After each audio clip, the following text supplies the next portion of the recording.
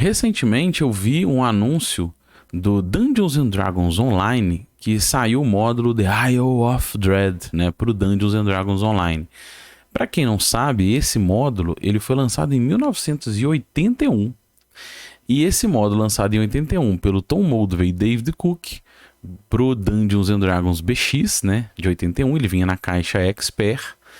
E eu mestrei essa aventura por mais de um ano, né, a gente encerrou recentemente. E ainda tem outras inspirações modernas dentro dela. A Tomb of Annihilation, por exemplo, é inspirada nela. E o módulo que saiu da Goodman Games, que resgata a aventura original, a aventura clássica, e tem uma adaptação dela para a quinta edição e inclusive uma expansão, né? Então, refletindo sobre isso, eu fiquei pensando, como será que deve ser a The Isle of Dread no D&D-O, né? No Dungeons and Dragons Online, que eu joguei o D&D-O em outros carnavais, né? Em outra vida, mais de 15 anos, que eu me lembro. E fiquei pensando como é que deve ser o Hexcrawling, como é que deve ser essa proposta dentro desse modelo online. Mas ao mesmo tempo eu não tive nenhuma vontade de reinstalar o DDO e ter essa experiência. Como é que vai ser? Eu vou lá jogar? Não tive. E aí eu fiquei me questionando e resolvi vir aqui trocar essa ideia com vocês sobre a experiência do RPG eletrônico. Até onde eu sei... eu comecei, o primeiro RPGzinho eletrônico que eu joguei foi o The Legend of Zelda, né? O Zelda que tem essa pegada bem retrô, né? E me bate algumas lembranças nostálgicas, né? Que eu achava super legal esse desafio do Zelda, que foi lançado em 1986 e assim, na minha memória nublada, eu não me lembro se eu joguei no final dos anos 80, comecinho dos anos 90, alguma coisa assim. E eu tive outras experiências com RPG eletrônico, né? Eu vou trazer aqui só para citar o Tibia, que no final dos anos 90, ou comecinho dos anos 2000, acho que foi final dos anos 90, eu também joguei por um tempo Tibia, né? Essa pegada do RPG eletrônico. Mas hoje eu não tenho nenhum interesse. Eu não tenho interesse em instalar de novo o DDO, nem de resgatar esses RPGs eletrônicos. Eu fiquei pensando por quê, né? E eu tô muito... empolgado e entusiasmado com essa proposta bem analógica do RPG, né? De você sentar na mesa, sentar com uma galera, com papel, lápis e caneta, as fichas e jogar um RPG. E aí o objetivo desse vídeo é uma reflexão entre o RPG eletrônico, o RPG analógico, o que a gente ganha com o RPG analógico e algumas digitalizações que tem no RPG. Essa é a ideia da nossa reflexão de hoje.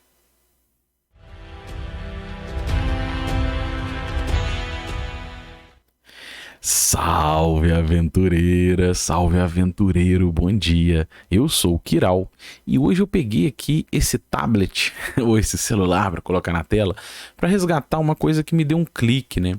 Eu falando daquelas tretas da OGL que a gente estava trocando ideia, eu vi uma postagem do D&D Shorts que eles falam que um dos projetos que a Wizards of the Coast tem idealizado nessa nova era, né, do Dungeons and Dragons é você ter um suporte para mestragens por AI, né? Ou seja, inteligência artificial que vai mestrar o jogo. E aí eu fiquei pensando sobre isso, né? Como seria você jogar um RPG mestrado por uma inteligência artificial, né? Qual é o rolê disso? Pensando nesses RPGs eletrônicos que eu citei na abertura, né? O Zelda, o D&D, eu acho que interage um pouco disso, que de certa forma é um RPG eletrônico, né? Que você vai sentar ali, você vai jogar e já tem uma mestragem, já tem um sistema, né? Computacional eletrônico para poder fazer a gestão do desafio. Mas essa é outra pegada, né? É um computador que tem um sistema de treinamento de máquina que vai aprendendo com esse treinamento para fazer uma interação muito diferente do que a gente tem hoje de sistema eletrônico. Então eu estou refletindo sobre isso, né? E o que isso impactaria? Como que isso interfere, interage, né? Caminhando cada vez mais para uma proposta eletrônica, uma digitalização. O que isso interage com o RPG analógico total, né? O 100% analógico. E o primeiro passo que me deu um clique pensando sobre isso é que, no meu caso, eu não tenho grande interesse para jogar um RPG com uma inteligência artificial. Por quê? Porque eu entendo, e a gente tem visto aqui na oficina que a gente abriu a inauguração e vamos trabalhar aqui no canal, que quem tá jogando, quem tá mestrando também tá jogando, né? Todo mundo tá jogando o jogo. Algumas pessoas vão sentar ali e controlar personagens, né? E aí esses PCs, personagens controlados, e quem tá mestrando tem outras funções na mesa, mas também tá jogando o jogo, né? Então, de certa forma, se a gente fizer essa análise, na época que eu jogava o D&D, peguei aqui de novo para mostrar, a gente tinha como personagens num AI, vou colocar um AI aqui, mas eram personagens que às vezes você podia juntar um grupo com 6 pessoas, podia, mas às vezes, vou pegar aqui um circular, ó, às vezes aquele cara ali, aquele personagem ali que tá enfrentando esse titã, né, esse golem, que eu já joguei essa aventura também, às vezes aquele cara que tá ali, ele é um mercenário, ele não é uma pessoa que tá controlando, você contratava personagens, né, para entrar no seu grupo e fazer aventura que não eram pessoas, era eletrônico. Então você poderia dar comandos para esses mercenários para ele ficar mais ofensivo, e aí qualquer visão de inimigo ele ataca, ou mais defensivo. Tinha uns comandinhos ali, inclusive alguns animais, né? Podia conjurar animais, ou ter um cachorro, ter um lobo conjurado, algumas coisas assim. Então ou seja, significa que você já tem ferramentas para você ter personagens ali. Então ter um AI, né, como para assumir função de jogador ou de jogadora, ou de quem está mestrando, eu acho que é um caminho, mas você está substituindo pessoas que jogam o jogo, né? E se a gente pegar aqui o exemplo, quando você vai jogar RPG, não é incomum você ter no grupo personagens que não são controlados por participantes, né? Que são os famosos NPCs, às vezes um auxiliar, um mercenário. Então já tem essa dinâmica aqui no jogo. E qual que é a diferença disso, né? De você ter isso? Eu até costumo passar algum NPC desse para a própria galera controlar, um auxiliar, um mercenário, mas ele é parcial, porque em alguns momentos você vai acionar um moral. Então tem essas dinâmicas ali. Mas a ideia é a seguinte, então RPG analógico e eletrônico. Vamos começar a organizar para não ficar tão bagunçado o vídeo, né? Eu gosto de pensar o seguinte, esse é o meu jeito de pensar, e você pode deixar aqui nos comentários se você pensa diferente, porque a ideia é a gente trocar XP, eu tô aqui abrindo para reflexão. Eu acho que existe num ramo, vou colocar aqui no polo da esquerda, o RPG analógico. Esse RPG analógico é aquele RPG que você vai... E tem o digital no outro extremo, né? O digital não, o eletrônico no outro extremo. O analógico é aquele RPG que você vai sentar ali com lápis, papel em branco, um punhado de dados, né? E vai jogar o jogo. Sentar numa mesa e jogar o jogo completamente analógico, sem nenhum suporte digital, né? E do outro lado, o extremo do RPG eletrônico é como o D&O, que você vai sentar às vezes sozinho, contrata os mercenários e tal, vai jogar as aventuras dentro de um sistema todo eletrônico, e ele vai ao eletrônico ao extremo. Beleza, esses dois são os extremos do analógico e do eletrônico. Mas existem algumas ferramentas, se eu usar uma calculadora para calcular alguma coisa rápida, né? Sei lá, tô calculando meu peso, sei lá, vou ter uma calculadora aqui na mão. Se eu usar uma caixinha de som para colocar um som ambiente, eu estou usando ferramentas digitais como adereços, como suplementos à minha experiência analógica. Até que ponto isso vai caminhar para um RPG eletrônico? Até que ponto não vai caminhar? Então agora pensando no Roll20, né? Eu uso o Roll20, voltei a jogar RPG pelo Roll20, eu fiquei muito tempo sem jogar RPG e voltei a jogar usando o Roll20. E essas ferramentas, né, que tem a arte do Roll20 que a gente jogou no evento, fichas automáticas, né? Algumas macros, simular mapa, o que a gente pode explorar de ferramentas digitais para um RPG eletrônico e o que faz ele caminhar mais para o analógico, né? É um pouco disso. Então a minha visão é a seguinte: RPG analógico, RPG eletrônico, e quando a gente vai digitalizando de forma exagerada o nosso RPG, ele caminha para o lado direito desse gráfico, né? Ele vai se aproximando cada vez mais de um RPG eletrônico conforme a gente vai digitalizando e automatizando demais o nosso RPG. Mas a pergunta, né, em cima disso a gente já tem, por exemplo, desde as origens do hobby, uma proposta de você usar miniatura, usar maquete, né? Isso já tem, e tem gente que tem feito uma hibridização, ou seja, faz uma mesa como essa aqui, ó, onde os mapas são digitais, você coloca o mapa digital e usa as miniaturas sobre ela, você vai mesclando isso. E tem a proposta completamente digital, como a do Roll20, né? Você tem essa proposta de integração completa, e eu vou mostrar dentro dessa experiência digital, alguns exemplos de como eu explorava o Roll20 há uns anos, na época do D&D quinta edição. Bora lá que eu vou mostrar um pouquinho dessa experiência. Olha aqui, pessoal, eu trouxe então vocês aqui para dentro do Roll20 para vocês terem uma experiência dentro dessa TV retrô, só para a gente fazer uma brincadeira e ter uma experiência de mais ou menos como era na época que eu mestrava, explorando essas ferramentas digitais do Roll20, né, os tokens e os mapas, usando a luz dinâmica, inclusive. Então imagina, você tá na visão desse personagem, ele é o seu personagem, você vê o que ele vê. Então esse raio aí de iluminação, por exemplo, ele está segurando uma tocha, essa tocha ilumina uma quantidade, um raio de luz clara e expande um pouco de uma área de penumbra, exatamente isso que você está vendo. Aí vamos supor que o elfo, né, a pessoa que está jogando de elfo, avança para dentro da escuridão. Eu avanço para dentro do corredor ali. O elfo vai sair da sua visão, ó, e você perde a visão do elfo. Você não está vendo mais ele, porque ele enxerga no escuro e ele avançou ali dentro. Então essa era a experiência digital, né, que a gente tinha. E você, por exemplo, com a sua tocha, eu sigo o elfo, né, ergue a tocha e vai atrás. Olha como é que era. Você vai avançando e você vai ganhando a visão pelo sistema da luz dinâmica. E quem estava jogando tinha exatamente a visão da miniatura no mapa, né, tinha esse tipo de experiência. Mas aí, pessoal, fazendo essa reflexão, né, você tá sempre olhando de cima, tá sempre olhando a maquete de cima.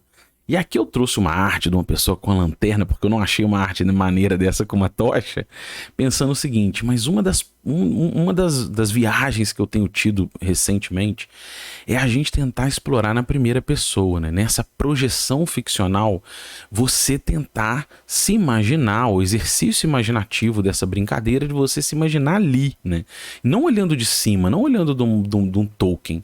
Então aqui você olhando a primeira pessoa, mas tem jogos eletrônicos que também te dão essa visão da primeira pessoa, mas muito mais é você se sentir lá. Às vezes você explorar outros sentidos, o cheiro, o tato, a pressão que é uma masmorra mística, antiga, abandonada, sombria, fria ou quente, né? Essas sensações. Porque quando a gente está pensando num RPG, existe uma magia aí nessa experiência, que é você conectar o imaginário coletivo de cada um num alicerce em comum, mas elas também têm as suas particularidades, e eu acho isso muito legal de ser explorado.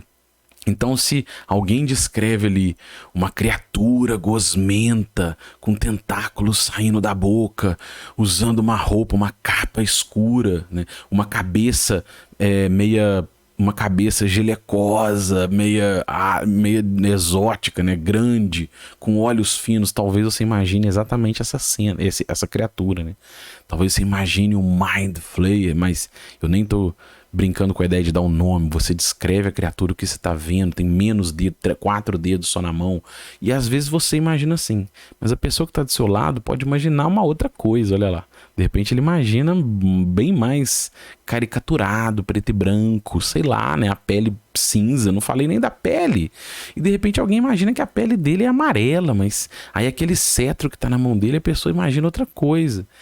Existe um alicerce em comum entre isso, né? Uma lógica da distância, né? Um perfil geral, mas os imaginários coletivos, eles são particulares.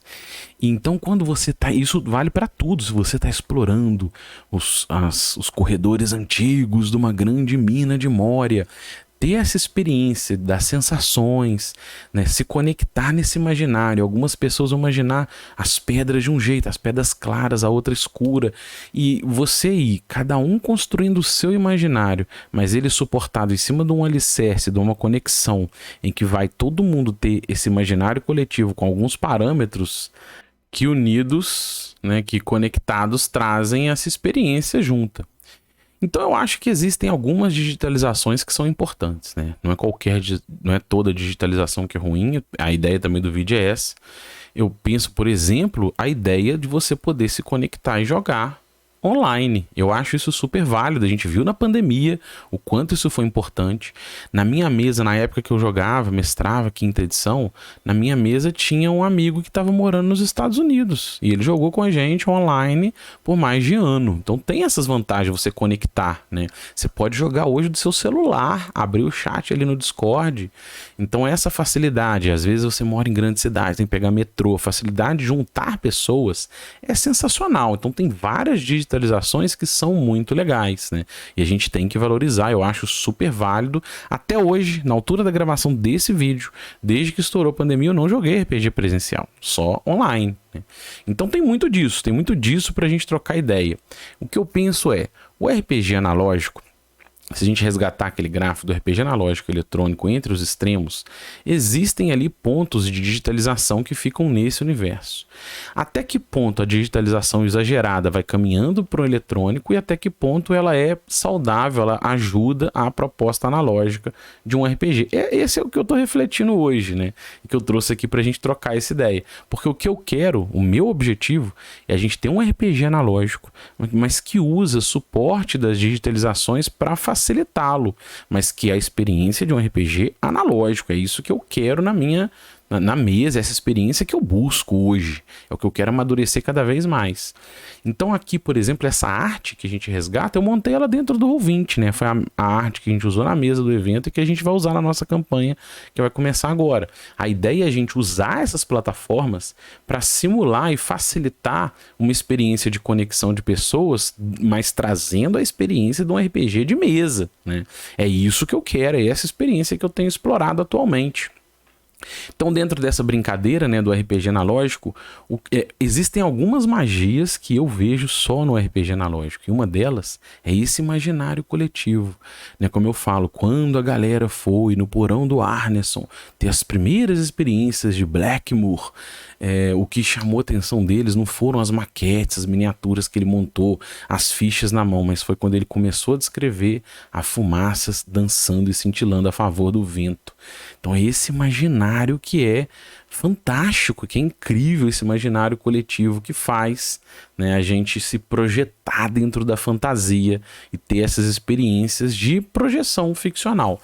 Então isso é sensacional, para mim isso é uma beleza, uma riqueza do RPG que não entra em conflito com as digitalizações. A gente pode usar para poder se conectar essas ferramentas, mas ainda trazendo essas experiências, dando impacto, dando ênfase, destaque ao imaginário coletivo, né?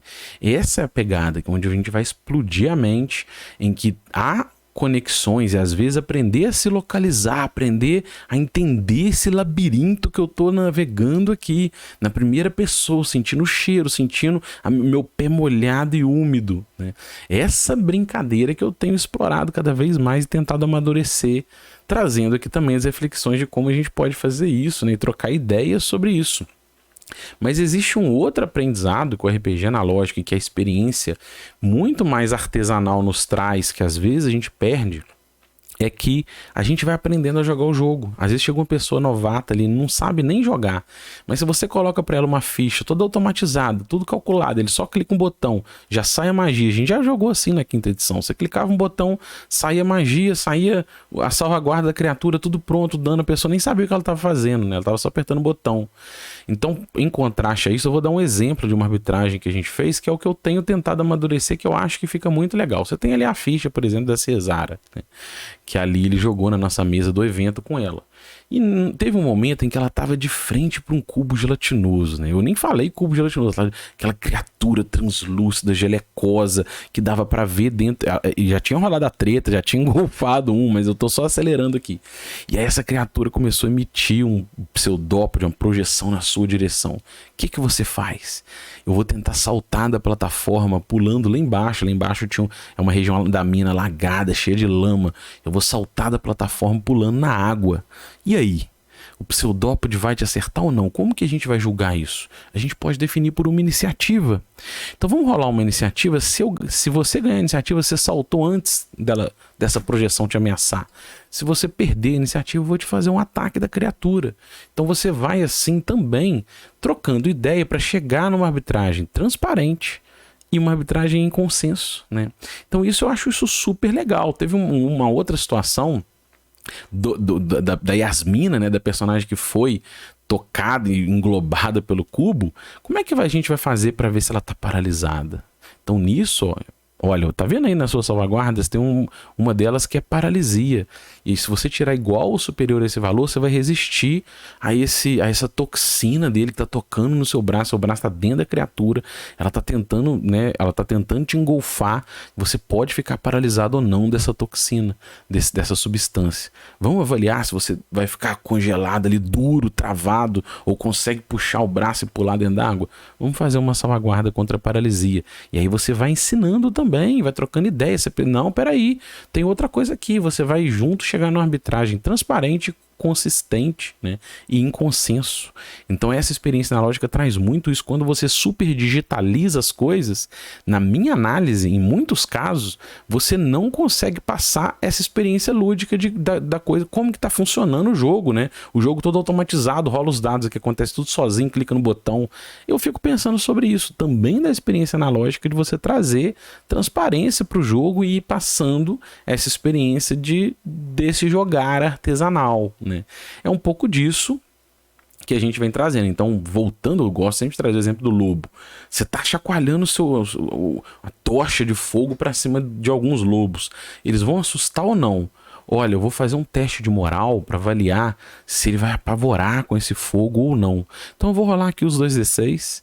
Se eu tirar 6 ou menos, ele vai se manter, ele vai vir para cima de você ainda com violência e agressividade, porque eles estão famintos. Mas se eu tirar 7 ou mais, ele quebra no moral, o moral dele quebra, ele vai apavorar com esse fogo e eles somem. Então é uma arbitragem que você traz a ferramenta de forma clara. Todo mundo tá vendo o que tá acontecendo, traz tensão pro lance de dados e ao mesmo tempo fica transparente, né? Então eu acho isso muito legal, que às vezes no analógico, no digital, digitalizando exageradamente, você nem tem essa experiência de como fazer, né? Então são algumas das reflexões que eu fico fazendo para a gente poder abrir a mente e pensar o que a gente realmente precisa para jogar RPG, né?